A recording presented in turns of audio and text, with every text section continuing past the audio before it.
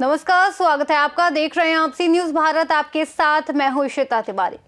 थाने से सटे मुंब्रा शहर में चुनावी माहौल गर्म हो गया है। वार्ड नंबर 32 से पूर्व नगर सेविका और समाज सेविका आश्रीन इब्राहिम राउत ने राष्ट्रवादी कांग्रेस पार्टी अजित पवार गुट की तरफ से नामांकन भरकर अपनी चुनावी दावेदारी की घोषणा कर दी है। देखिए, और एक बात मैं कहना चाहूंगी कि यहाँ पे हमारे रफीक भाई बैठे हैं, तो फिर इनको भी आप कंपेयर कीजिए उनसे।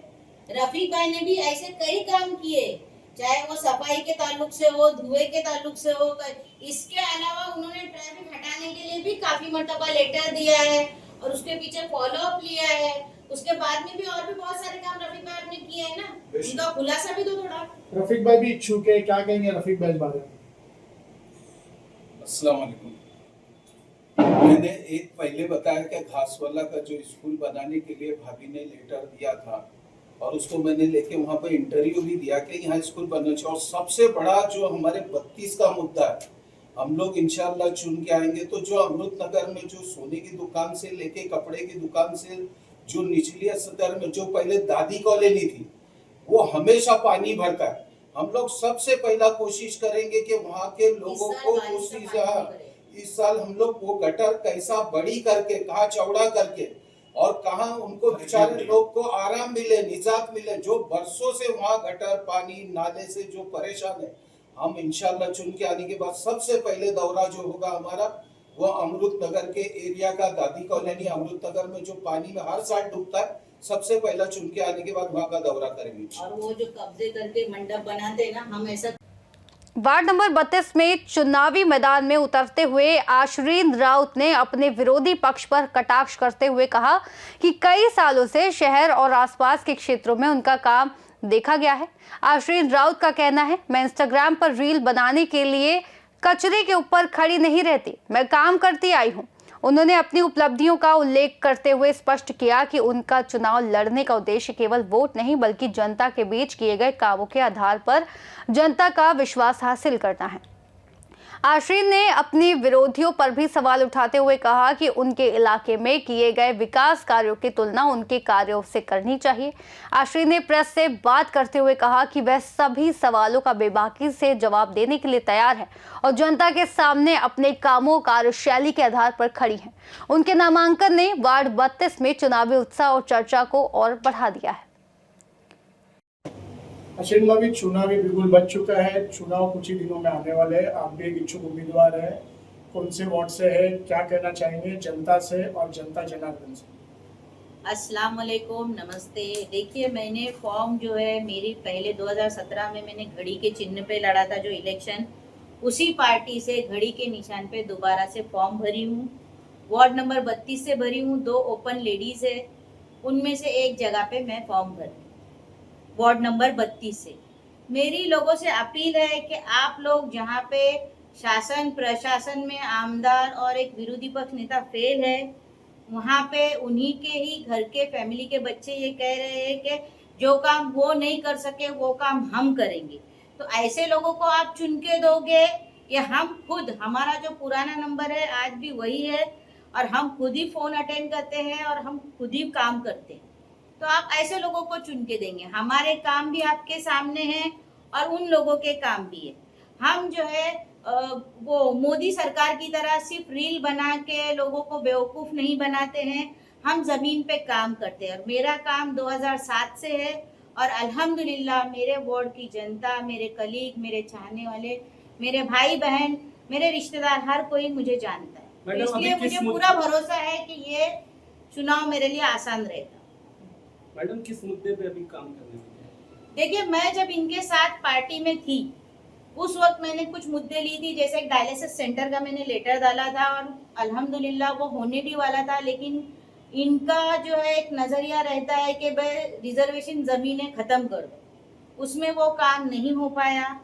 उसके बाद में दूसरी चीज़ थी कि गर्ल्स हॉस्टल मेरे ही वार्ड में जो है वार्ड नंबर 32 में घासवाला में जो है गर्ल्स कॉलेज के लिए एक जगह रिजर्व थी, जिसके लिए मैंने बार बार डिमांड की थी, लेकिन इन्होंने वो चीज़ भी होने नहीं दी। उसकी जगह पे इलीगल गार्डन बनाया गया, जबकि वो मैदान की जगह थी। हमारे बच्चे बेचारे मैदान खेलने के लिए तरसते रहते हैं। तो वो भी ये लोग कर सकते थे, लेकिन मुझे भी नहीं करने दिया, खुद ने भी नहीं किया। लेकिन आज अगर जनता मुझे दोबारा से चुन के देती है तो जो कुछ बचे कुचे मुद्दे हैं, इंशाल्लाह ताला ये मेरा आखिरी इलेक्शन रहेगा। मैं अपने कामों को जितना हो सके पूरा खत्म करके बस ये मैडम, मेरा एक इरादा है। इलेक्शन में लोग वादे करते हैं, फिर इलेक्शन खत्म होने के बाद फिर बोल रहे हैं। भाई ऐसा कौन सा वादा है जो मैंने की और पूरा नहीं की? देखिए, आपके मैंने तो एक वादा दूसरी की थी बात है। तालीम के ताल्लुक से। जब मैं पहली बार नगर सेविका बनी थी समाजवादी पार्टी से, मैंने कहा था म्युनिसिपैलिटी स्कूल 7वीं तक है, मैं इसको इंशाअल्लाह ताला 10वीं तक करूंगी। तो शुक्र है अल्हम्दुलिल्लाह मैंने अपनी जबान पे कायम रही और म्युनिसिपैलिटी स्कूल आज जो है 1ली से 10वीं तक है, और वो सिर्फ उर्दू मीडियम ही नहीं, मराठी मीडियम भी है। उसके बाद में थाना में जो है इंग्लिश मीडियम महापालिका से चलती थी, लेकिन हमारे मुमरा में जो है इंग्लिश मीडियम स्कूल मुमरा में नहीं थी। मैंने कौसा मुमरा में इंग्लिश मीडियम स्कूल जो है महापालिका से शुरू कराई। हमारे यहाँ पे बालवाड़ी नहीं थी, आंगनवाड़ी थी। मैंने बालवाड़ियाँ शुरू की, जिससे हमारे गरीब जनता को जो है बहुत फायदा हुआ। ऐसे बहुत सारे काम है जो मैंने की। आप ये कह रहे और थे दूसरी चीज मैं ये चाह रही थी कि हमारे जो है बच्चे म्युनिसिपैलिटी से आगे जब 10वीं पास होके बाहर चले जाते हैं तो 11 12 भी यहाँ पे बने, लेकिन नहीं साथ दिया। इंशाल्लाह ताला अगर मैं चुन के आती हूँ तो ये साल भर में ही हम लोग 2026 में ही उसकी ओपनिंग कर देंगे, शुरुआत कर लेंगे। क्योंकि हमारी स्कूल जो है MM वैली शिमला पार्क में जो स्कूल अभी नहीं बनेगी, हमारी सेकेंडरी की इमारत वो बहुत बड़ी बनने वाली है। वहाँ पे लैब और दूसरी चीजें भी रहने वाली है सिस्टमेटिक। आप ये कह रहे थे कि सामने वाले जो आपके विपक्ष में अभी है उनके घर वाले ही कह रहे थे कि शासन प्रशासन फेल हो गया, तो फिर ये रिजर्वेशन के जो प्लॉट इन्होंने खाए ऐसा आप बता रहे, तो फिर ये कैसे पॉसिबल हुआ? उसमें तो वो पास हो गए ना। भाई देखिए, मैं कुछ नहीं कहती, ये जो मीडिया के जरिए से जो मुझे चीजें पता चलती है मैं वो बात कर रही हूँ। आप हमारे ही मीडिया की कुछ रील उठा के देखिए, उसी में आपको दिखाई देगा कि उन्हीं की बच्ची कहती है शासन प्रशासन फेल, शासन प्रशासन फेल। भाई कुछ लोग पूछते हैं कि शासन में जो है कमिश्नर बैठता है, वहां पे वो बैठता है। भाई हम जनता जब हमारा कोई उम्मीदवार चुन के आगे भेजते हैं तो वो क्यों भेजते? शासन में आपने आमदार को भेजा तो क्यों भेजा? कि वो जनता की आवाज बन के जाए। प्रशासन में लोगों ने नगर सेवक चुन के दिया और उस नगर सेवक को मुमरा शहर के सभी नगर सेवकों ने समर्थन देके विरोधी पक्ष नेता बनाया। क्यों बनाया? कि वो हमारी आवाज बन के आगे चले। हमारे शहर के लिए पानी की लाइन, जो पानी का MLT हमारा कम है, वो बढ़ाए। सिर्फ पानी के लाइनें डालने से पानी नहीं आता है, पानी का MLT भी बढ़ना चाहिए। मैं आज बार बार नाम ले रही हूँ, लोगों को लगता है कि नईम खान टिकट, तो आज उनकी बात चल रही है नईम खान साहब की। मैंने सिर्फ कंपेयर किया था कि वो जब महापौर थे उन्होंने पानी की लाइनें लाई 27 इंची की, उसको बढ़ाया गया क्या? वो लाइनें जो शिलफाटा से आती है, जो अपना पठाना से शहर से आ रही है, उसको बढ़ाया गया क्या? नहीं, उनका रिपेयर वर्क होते रहता है, लेकिन उनको बढ़ाया।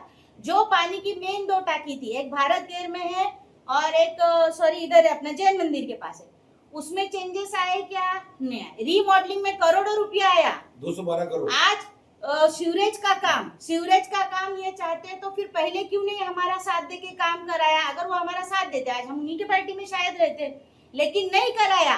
और आज इलेक्शन आया है तो उन्हीं लोगों से कैसा फिर गटर और कंक्रीट के काम किए जा रहे हैं, और आप बता रहे हो कि आपकी फाउंडेशन काम कर रही है।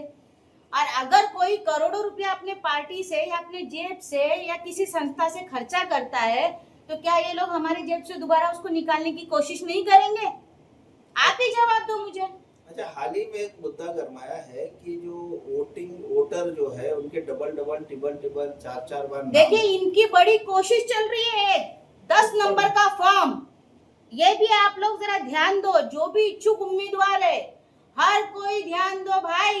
इनका टारगेट चल रहा है जो आवाज सबके इलेक्शन में इन्होंने किया था, मरे हुए लोगों को भी ये जिंदा कर रहे 10 नंबर फॉर्म से कि वो बाहर है और उनका जाके वोट डलाए।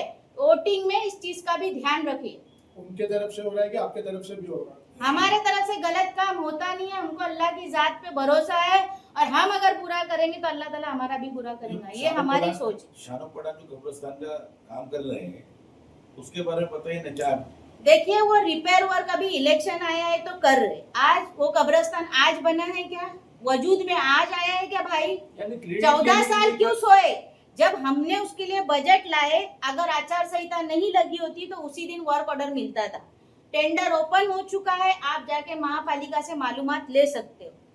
और वो टेंडर का काम हो नहीं इसलिए ये गए लाली पाउडर वहां पे लगाने के लिए। अगर वाकई में आप देखो जिंदों को तो नहीं छोड़ते हो आप, तो मुर्दों को तो छोड़ो, मुर्दों के साथ भी तो राजनीति करना बंद कर दो। क्यों मुर्दों को बेचारे लोग को वो करते हो? कब्रिस्तान तो पे कब्रिस्तान पे राजनीति कब्रिस्तान करनी ही नहीं चाहिए, इसलिए मैं राजनीति दोबारा हो रही है। देखिए मेरे हाथ में वर्क ऑर्डर नहीं था इसलिए मैं दोबारा उस जगह पे नहीं गई। मुझे कब्रिस्तान में राजनीति करने में कोई दिलचस्पी नहीं है, क्योंकि देखो अल्लाह ताला कुछ तो अपनी गलतियों को माफ करे भाई। हम हर जगह पे अगर राजनीति करेंगे तो क्या फायदा फिर? मुसलमान होने का फायदा क्या है आप बताओ ना मुझे। आज आप 14 साल में आज वहां पे जाके आप काम कर रहे हो, आप बताते हो मैं हर बार काम करता हूँ, शेड मैंने लगाया भाई। अगर मैंने अभी मैं बोलना नहीं चाहती थी, MM वैली में बोरिंग मैंने की, मोटर मैंने लगाई, लेकिन मैंने आज तक न क्रेडिट ली न मुझे चाहिए। कुछ काम अल्लाह की रजा के लिए और इसके लिए भी हमें करना चाहिए। कई ऐसी मस्जिदें हैं जिसमें मैंने बोरिंग कराई, वार्ड लेकिन नंबर वो एक अपना जैसा वार्ड नंबर 32, एक तरफ अशरीन राव तो दूसरी तरफ मर्जिया पठान, क्या संदेश रहेगा वहाँ की स्थानीय जनता को आपके वोट बैंक के लिए? देखिए मेरा 70% मतलब 60% वार्ड मेरा आ रहा है, जो मेरा पुराना वार्ड है, और जनता मुझे एकदम करीब से अच्छे से जानती है। मैं जिस वक्त प्रभाग समिति के अध्यक्ष थी उस वक्त कोविड पीरियड था, उस वक्त भी शुक्र है अल्हम्दुलिल्लाह मैंने काफ़ी काम कर चुकी हूँ, लोगों के करीब रह चुकी हूँ। ये लोगों का कहना है कि भाई मैं वार्ड में नहीं दिखती हूँ। देखो मुझे पसंद ही नहीं है कि गटर नाले पे खड़े रह के फ़ोटो निकालना, रील बनाना, ये मेरी कभी चाहत रही ही नहीं। और हमारे मर्द सक्षम है, मेरे वार्ड की जनता सक्षम है। देखिए अगर आपके पास से मुझे फ़ोन आया कि भाभी ज़रा हमारे इधर का कचरा पड़ा है, मैं TMC के जो क्रिस्टल के कॉन्ट्रैक्टर हैं उनको फ़ोन कर देती हूँ, वो अपने कामगार वहाँ पे भेज देते हैं और काम हो जाता है, क्योंकि हमने कॉन्ट्रैक्ट क्रिस्टल को दिया है। फिर हमको क्या ज़रूरत है वहाँ जाके फ़ोटो निकालने की? अगर हम छोटे छोटे कामों में ही उलझे रहेंगे तो बड़े काम कब होंगे? महाराष्ट्र से सीनियर संवाददाता मोहम्मद सलीम की रिपोर्ट। मुंब्रा के वार्ड 32 में आश्रीन राउत के नामांकन के साथ ही चुनावी जंग पूरी तरह शुरू हो गई। अब ये देखना बाकी है कि जनता किससे अपनी आवाज मानती है और आगामी चुनाव में किसका वर्चस्व दिखेगा। फिलहाल इस खास रिपोर्ट में इतना ही। देश और दुनिया की तमाम बड़ी खबरों के लिए देखते रहिए सी न्यूज़ भारत।